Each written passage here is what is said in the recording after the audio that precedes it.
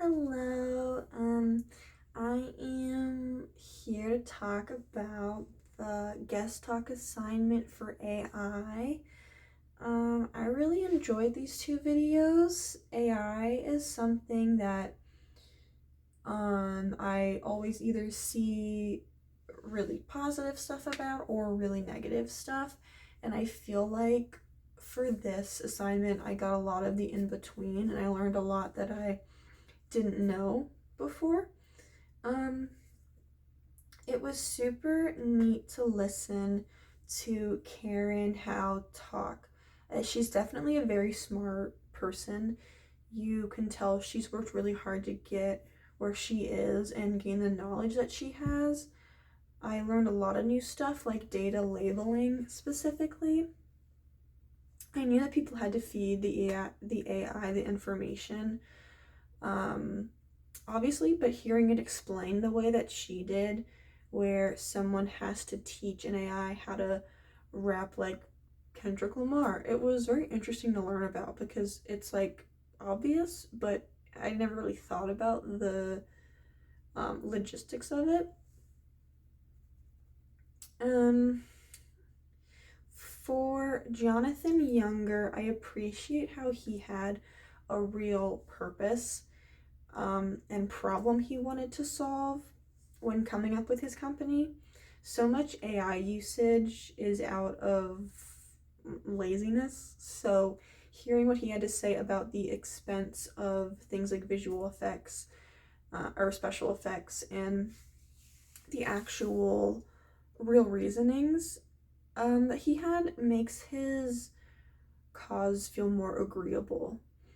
Um, where both of these guests' ideas overlap is they both believe that AI should be a tool and nothing more. Um, Neither of them cross that line of thinking that AI can just do everything and humans can fuck off. Like they both agree that it should only be an aid. Where their ideas diverged, however, is if you had to put both of them into a box, you could definitely say that Karen is more apprehensive to AI and Jonathan is more of an advocate for it. Like, I guess you could say he's more like pro AI. And then I also think that Karen thought of AI as something that's like going to kind of come to a stopping point eventually, like something that we can kind of put off course or deter in a way. And I think Jonathan sees it as like a realm of endless possibilities, like something that is just gonna keep on growing. For where I personally either overlapped or diverged, I liked what Karen said and agreed when she talked about how these big AI companies in the US want us and everyone else to think they're the only ones who understand this technology. She also said that these big companies wouldn't really want to help us if we start losing our jobs because they're only interested in making the most money. I just agreed with that and thought that like it's important to think about like if you're putting your all your faith and trust into like these big companies, like maybe you shouldn't be doing that. And then I really liked what she said at 16 minutes and 50 seconds. She says, within the AI world, there is an understanding that the technologies we have now are like mimicry artists. There's no actual, it's not coming from any place, it's just a reflection of whatever we are throwing at it. And my biggest issue with AI is generative AI, which she wasn't specifically talking about here, but she did mention how writers first conjure up an emotion they want readers to feel before they write, because AI can't hold intent or meaning. I have mixed feelings about AI as a whole, because while I think it can be a very helpful tool, and it's what we do as a society, is create technologies as time progresses that make our lives easier. But I mean, people are still capable of doing the things they are using AI for without AI. And I a personal opinion on it, that it is going to damage education for the next generations. I mean, kids are rarely doing any of their own schoolwork anymore without the help of AI.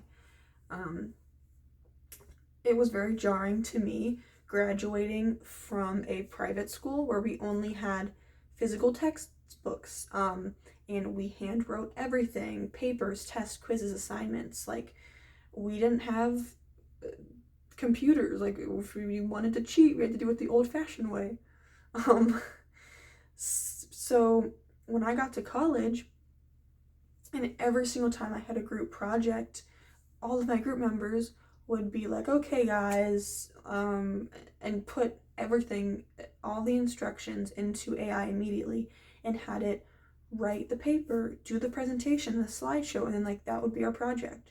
And I was just kind of like, we're not gonna do any of the work. Like, it was just crazy to me that like nobody's doing the work. And like, I do think AI can be a useful tool, but it becomes a problem when it's not an aid anymore, and it's just doing the work for you, and you aren't learning anything or gaining any knowledge, which is like the point of an education. And not even getting into any of the environmental concerns of it.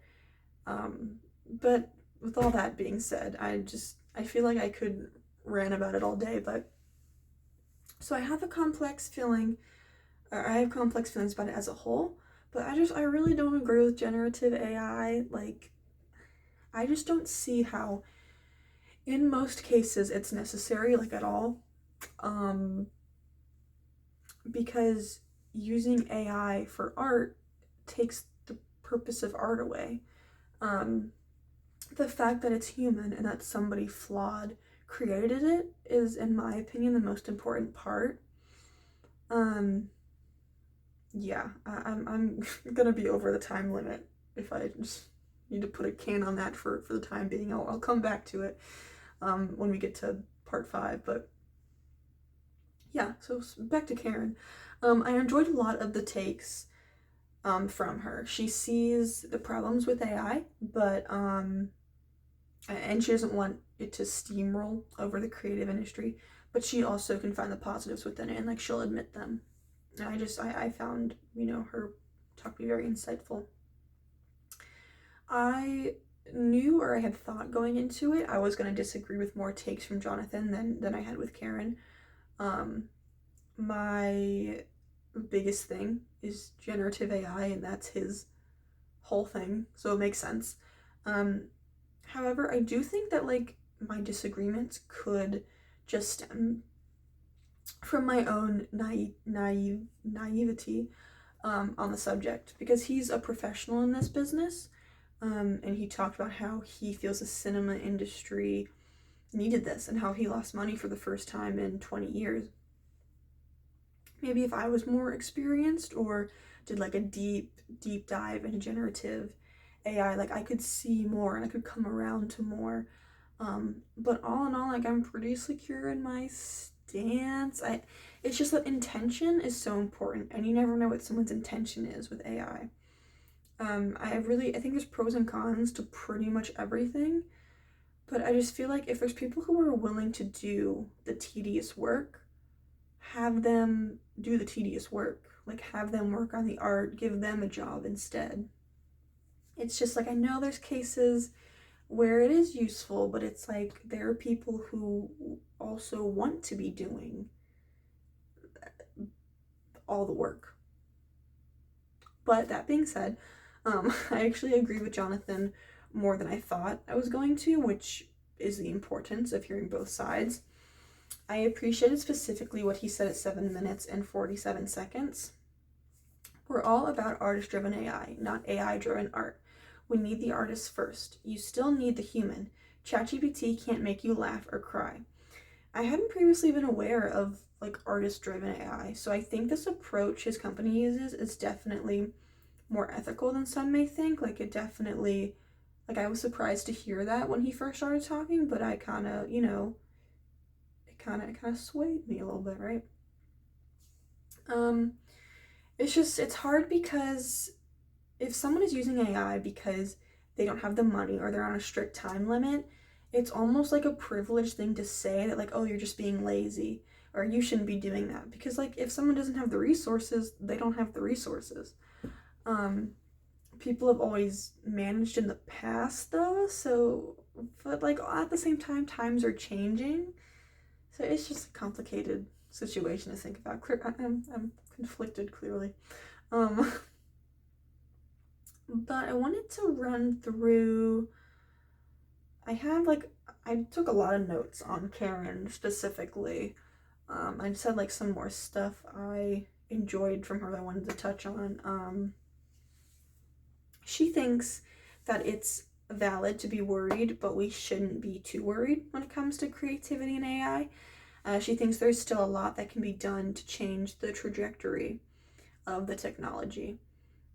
At 4 minutes and 26 seconds, she says the ending hasn't been written, I guess. Like, we are the ones that can still protest. There can be, like, labor movements to really put pressure on leaders.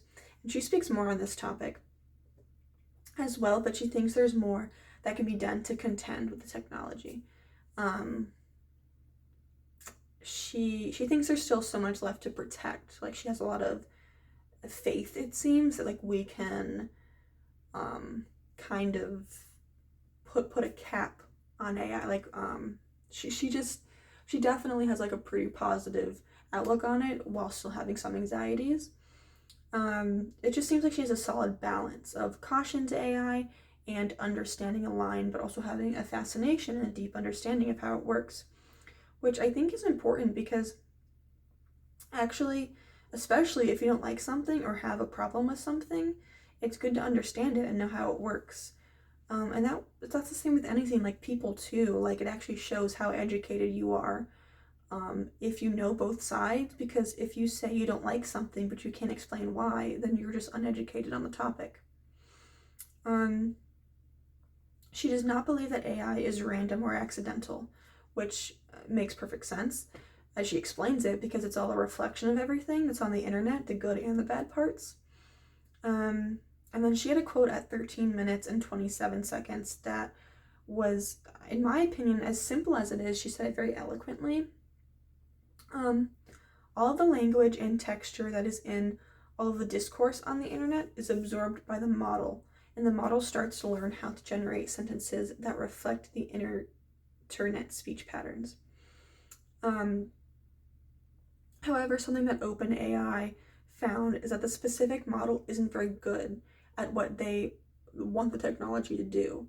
It doesn't actually know how to answer a prompt, like explain the universe to me like I'm 5. And that's where the people come in to train it. So that was interesting. She thinks that AI with true intent and understanding is many decades away. I think this is another place Jonathan and Karen differ, because Karen seems to think improvements are going to take a while, while Jonathan thinks AI is progressing at, like, lightning speed. Like he said, within a year, we'll have fully AI made movies and we won't even be able to tell, and, like, that is kind of, like, scary to think that that's how fast it goes. And then you have Karen, who's, like, more reserved about it.